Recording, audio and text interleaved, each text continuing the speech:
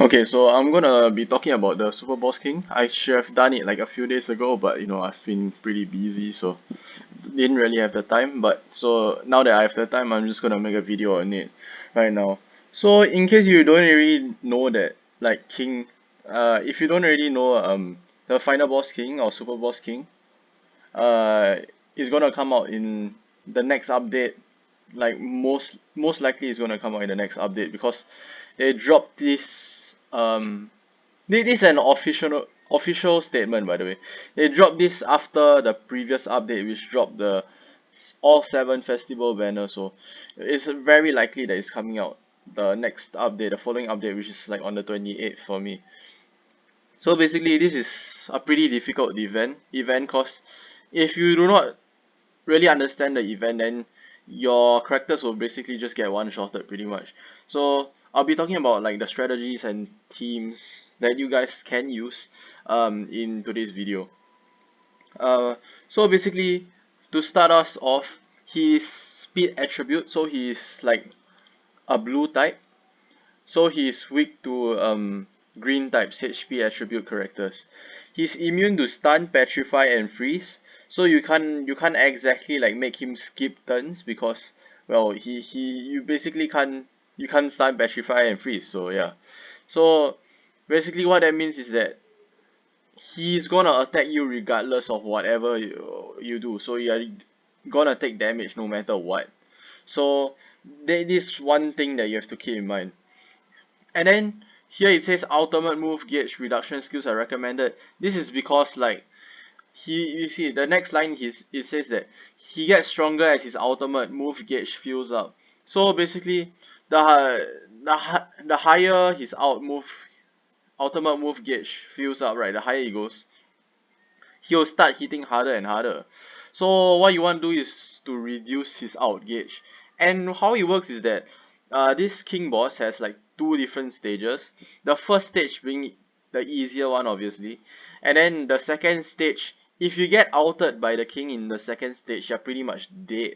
If you get outed in the first stage, you're you probably can survive, but like in the second stage, if you get outed, you're pretty much dead already. Like, so you really don't want him to use his out.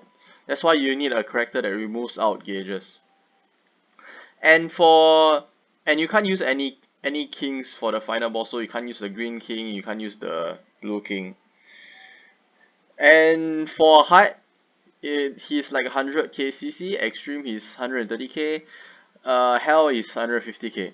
And hell makes it so that like he takes reduced damage from counters and outs. So what this means is that counter Meliodas won't be as good in hell as compared to him in like other difficulties.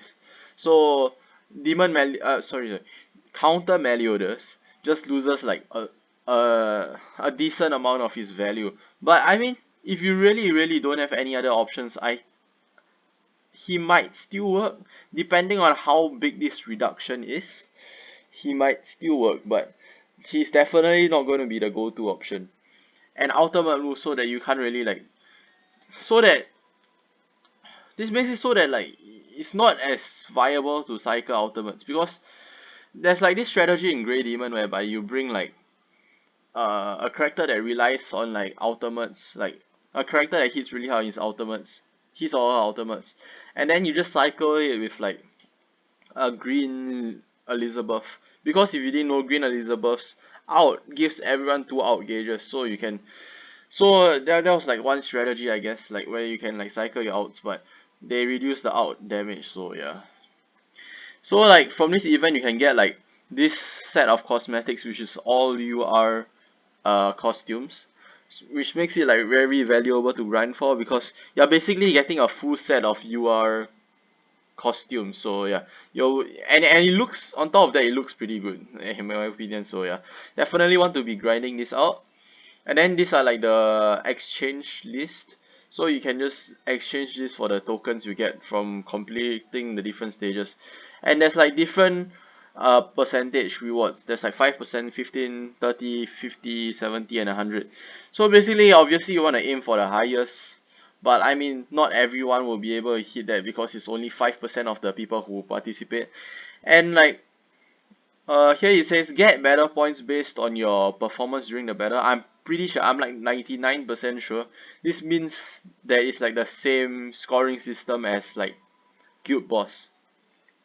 The number of, that means basically the big ones are like your team CC, the number of turns you take to finish the quest, and like the highest like damage output, the damage being outputted. Like, so you know how like in Guild Boss you normally just use like Jericho or something, and then you go for like the biggest number on her out, right? Like you wanna hit like the highest number possible. So I'm pretty sure this is the same thing. So if you have like a really high score, I mean, you wanna have like a really big hit to get like to get more points for that, and then you can rank higher in the percentages. So yeah, that's pretty much for the scoring system.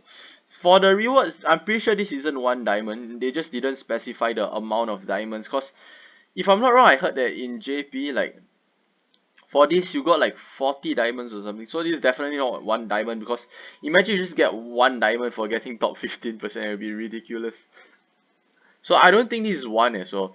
So these are just like the rewards you can get, but these are not like the values of the number of things you can get. So yeah, bear that in mind. It's definitely gonna be better than this. Like, you know, this is like this amber key is the one whereby you use for equipment draw. There's no way they just give you like one amber key, and they'll probably give like at least 10 or something. Like, it's one equipment draw, dude. Like, one amber key is one equipment draw. It's like so little. I'm pretty sure they won't do that. So as for characters, right, I'm just gonna like cover it quickly. So right now, I mean, okay, okay. If Escanor comes out, right? Escanor. If Escanor comes out, you wanna use Escanor, like straight up. You want to use him, because like this king, I'm not. Wait, let me play the video. I'm not sure if it shows the video. Oh my god. So like, I'm not sure if they show the minions. That's it. Ah, you see this like, oh my god. You see this like glowing like smoke particle things on both his sides. Basically what they do, right, they don't really do much, like, except for like buffing up the king in the middle. Like this is the king, right? So they basically just buff him up so that he just basically hits really hard.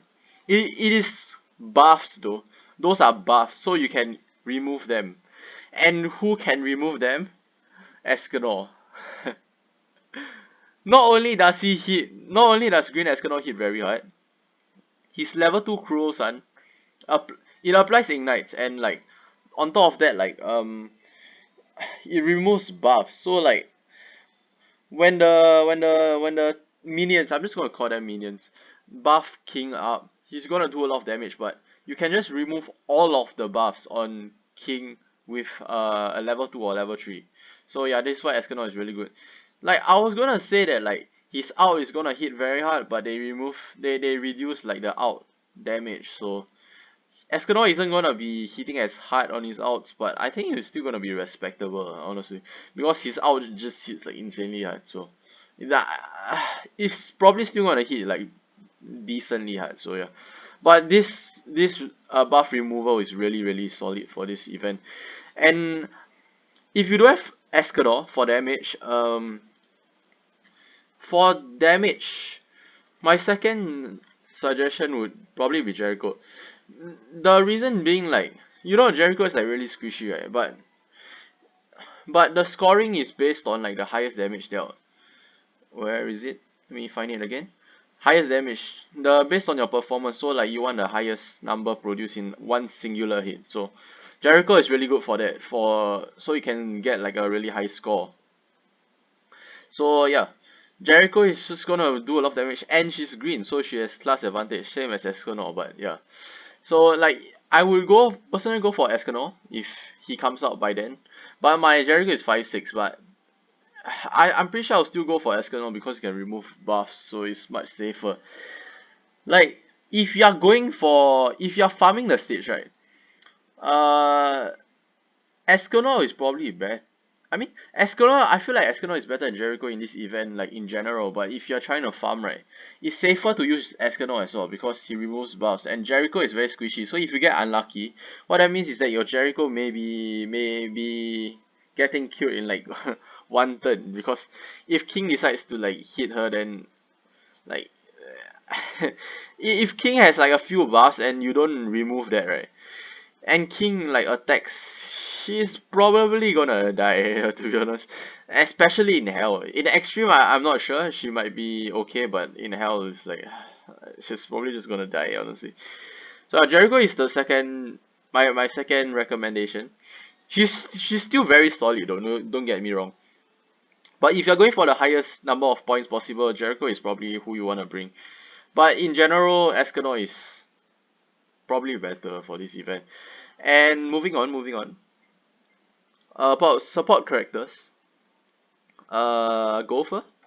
Gopher is a really solid support because like okay, especially if you're running Escanor, it's like it's like so much better if you're running Escanor. But the thing is that like you know if you don't have Jericho yet, then like what are you doing? Like she's been out in the gold coin shop like twice already. Like as in like discounted version, she's been out like twice already. So like if you haven't picked her up, I don't know what you're doing. Like you should know by now that Jericho's weak point, not only her out hits hard, her weak point also hits like really hard, right? And you can actually bleed the king. He's not completely debuff immune, he's just immune to like hard CC, which is like those crowd controls, those CCs that restrict his movement pretty much. And plus I'm pretty sure you can't attack disable him as well. If not it's gonna be like really easy. I'm like almost 100% sure you can't restrict his attacks. So yeah, keep better in mind. So what that means is that you can bleed uh the king as well. So Jericho is able to apply a debuff by herself. And then once you rank up Jericho's skill cards, then she's obviously gonna hit very hard because of a weak point card. It's like that's just how Jericho works. She just hits extremely hard. So Gopher is really good for that, for boosting her pretty much. And example like you don't have example Escanor comes out, right? You pull him, you bring him in, and then the king has like 4 or 5 buffs. And then you're like, oh, I don't have any more level 2 Crow Suns anymore. You can just rank up with Gopher, and then you get a level 2 Crow Sun, you use that shit, and then the buffs are gone. So you just basically reset his damage, pretty much. So yeah, it's really strong. Gopher is really strong for this. Other than that, Merlin, Green Coin Shop Merlin is really good for this as well. Her out, I mean her passive isn't like the most important here because like it's much more important in like PvP, but you know it's still decent for this, but it's not the main contributor to like as to why she's like really good for this aspect. The biggest reason is that like she removes out gauge. So if you play it right and you get like okay RNG, you shouldn't have to eat kings out like ever, unless she dies of course. but but the thing is that you really don't want to eat his outs because like at the later stages if he outs you, you just die. And outs in general do like a decent amount of damage on you anyway, so like you don't really ever want him to out. You can use red SR bun, but Merlin is just like better honestly. And plus she has like perfect cube, right? So as I've already said, you can't hard CC her. So King is always attacking, right? So that's the thing. You're always gonna take damage. So what do you wanna do when like you're taking damage for sure? You wanna at least mitigate some of the damage with your perfect cube. So like you take less damage pretty much. So it's pretty easy to understand. Her out is nothing too special in this. She is just a decently hard hitting single target. But since you can't disable attack skills this part, you can just ignore it. You just take it for you just use her out for the damage pretty much in this. Another unit that you might not really think of, like if you haven't already seen any of these videos, then you probably wouldn't have thought of Elaine. I really said think of. So basically, obviously there's like three types of cards, right? Three types of card ranks. There's like rank 1, which is the bronze one, rank 2, rank 3, silver and gold, pretty much. So obviously the silver and gold hits harder than the bronze. And Elaine has this card that basically makes it so that like she can reduce skill ranks, right? So example, the king is supposed to use a silver card and a gold card. You use this on him on that turn, and he'll do like a bronze and silver card. So you'll be taking like a lot less damage if you use this card properly. On top of that, her level 2 right has a AoE outgauge depletion by 1 in at rank 2 so it's basically like Blue Lily if you already know how she works. She's an AoE outmove removal, outgauge removal pretty much. But that's only on rank 2, so that's why Gopher, if you are planning to bring her in, Gopher is also really important. And her on top of that, her out removes buffs and stances, so it's like Escanor's level 2 Crowsun, it's the same thing, she just removes all the like existing buffs on King, so yeah, she's really good. And counter melee is pretty good because you already know how it works. But he shouldn't be your go-to for hell difficulty. If you are doing a hell already, right? I mean, if you already have that high of a CC, you should definitely already own Jericho and have a build up. So I don't see why you use counter melee for that. So as for supports, right? As for supports, there's like many different supports that people recommend. There's like Alioni. Oh yeah, 1L. He makes it so that he increases HP attribute allies attack related stats by 10%. So basically this increases pierce rate, attack crit damage and crit chance. So this is good if you are using like characters like Escanor. So Jericho, basically like green units in general like green damage units that you are planning to use. So like I wouldn't recommend using like this character though, because he's pretty decent, but in my opinion there's like a really clear winner when it comes to supporting characters like the fourth slot. For this event there's like the different Jerichos, like the not the SSR one because the SSR one is used in the front.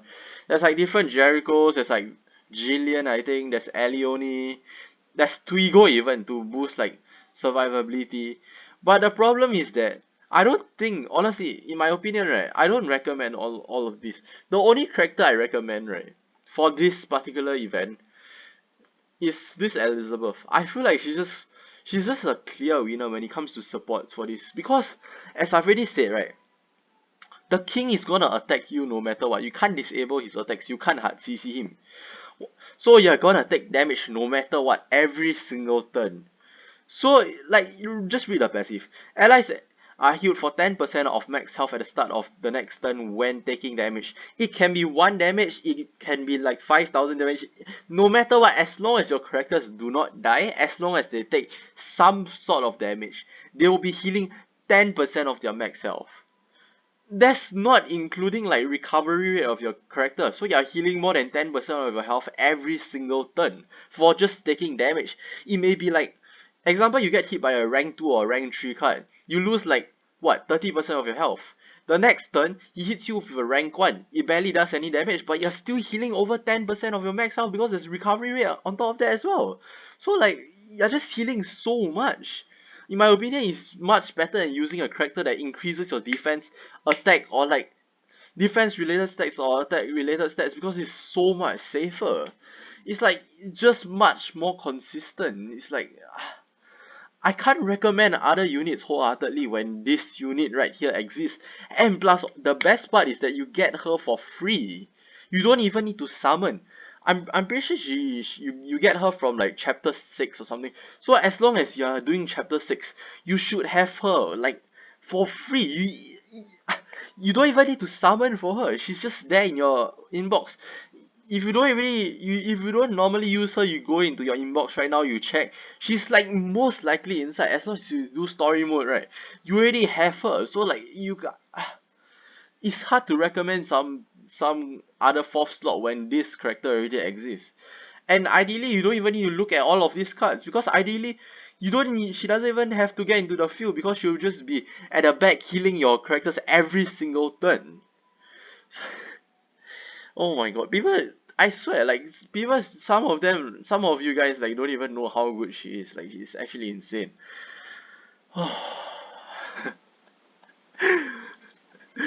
Oh, man. And okay, for like least, like less ideal scenarios, you do not have like some of the few, some of the front characters.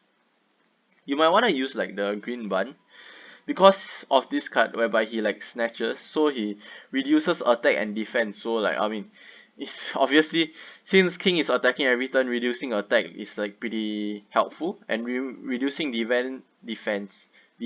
Wow, nice one. Reducing defense will obviously make it so that like you hit harder, so it's pretty easy to understand. His out doesn't really hit that hard, honestly. But it still reduces attack and defense, so that's decent, I guess. And his rank 2 makes it so that he lifesteals, so like basically what this means is that he's quite sustainable, but he's definitely not the best option, especially in terms of like DPS. So I mean like since like what is it? It's based on your performance, right? The points. You might want to like go for like one of two runs, right, whereby you use like Gil Thunder.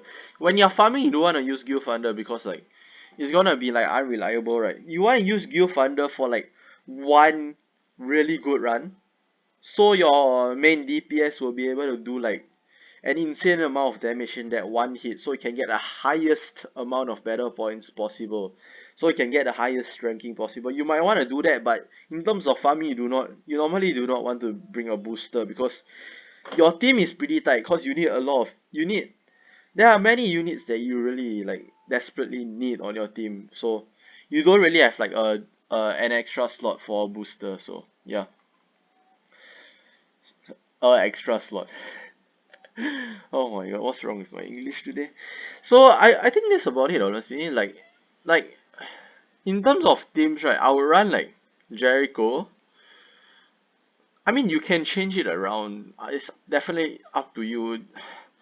For me, I'm gonna attempt Hell mode. I'm not sure like how difficult it is exactly, but I'm gonna attempt it either way. I'm gonna use Jericho. I'm gonna be using Gopher. I'm gonna be using Merlin in the front. And then I'll be using SR Elizabeth behind.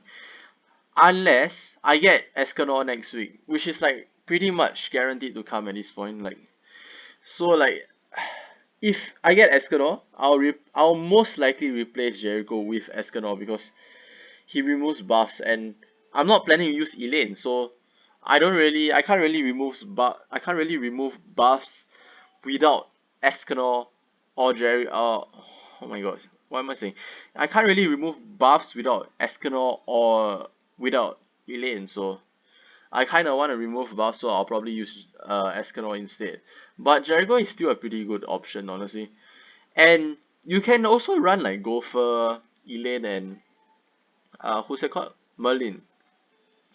But the only downside is that neither like none of them really hit that hard. So like the ranking is based on like your performance, so like you won't really have that one solid DPS unit that like shoots, like makes your score, like your points like skyrocket, because there won't be one unit that hits like extremely hard in a single hit. In that scenario, right, the hardest hitter would probably be like Merlin's out, which is don't get me wrong, it hits decently hard, but it's nowhere near to like the insanity of like Jericho's burst of like, or like Escanor's damage. So yeah, so yeah, that's the problem with the team. So yeah, I think that's about it. I don't think I really missed anything important. For the fourth slot, just please just use SR Elizabeth. It's gonna make your life much easier. Unless okay, there's one exception. You can use like Elioni for attack related stats if your main DPS is either Jericho or Escanor, and you're doing like a difficulty whereby you can easily manage. If you can easily manage the difficulty and you're trying to get the highest possible points in that, then yeah, go ahead, use Elioni, because it increases attack related stats, which means that your one singular hit will be doing more damage. And if you already if you're already able to clear that stage easily, you don't need SR Elizabeth because she's like the safest, like safety net you can get pretty much. And it's the safest option. But if it's already like super easy for you in the difficulty you're trying to get the highest points in, yeah, then go for like someone like Elioni or someone that decreases like defensive related stats or something of the enemy. So yeah.